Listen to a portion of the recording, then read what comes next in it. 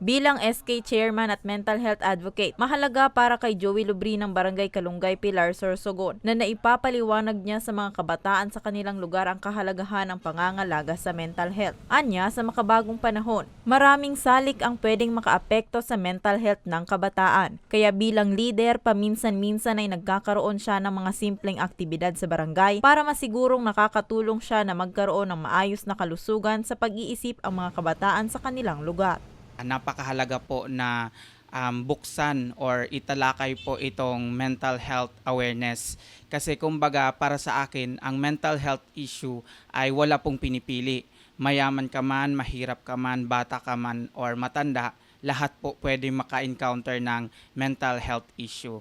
Kaya dapat natin pahalagahan ito na kumbaga bigyan nating pansin ang bagay na ito kasi ako, ikaw pwedeng maging biktima nito. Kaya dapat alam natin kung anong mga dapat gawin sa problemang ito. Ngayong buwan ng Oktubre, ginugunita sa buong bansa ang Mental Health Awareness Month. Ayon kay Windalyn Baluis, ang Mental Health Program Coordinator ng Department of Health Bicol Center for Health Development, mahalaga na natitiyak na malusog ang pag-iisip ng isang tao para maiwasan ang depresyon at anxiety na kung minsan nga ay nauuwi sa pagpapatiwakal. Napaka-alarming kasi nga di ba na-mention po natin, walang exception, no? Pagdating po sa mental health problem. I mentioned as young as 10 years old at masyadong mabigat, no, sa damdamin yung ganong klaseng incident na batang-bata pa, no? Pero ito naman kasi yung hamon, marami po kasi hindi lang isang gobyerno, no? Hindi lang isang tao ang dapat gumawa niyan. Marami pong mga ahensya ang dapat magtulungan. Dagdag pa niya, walang pinipili ang depresyon, stress at anxiety, kaya mahalagang napapangalagaan ang mental health ng isang individual.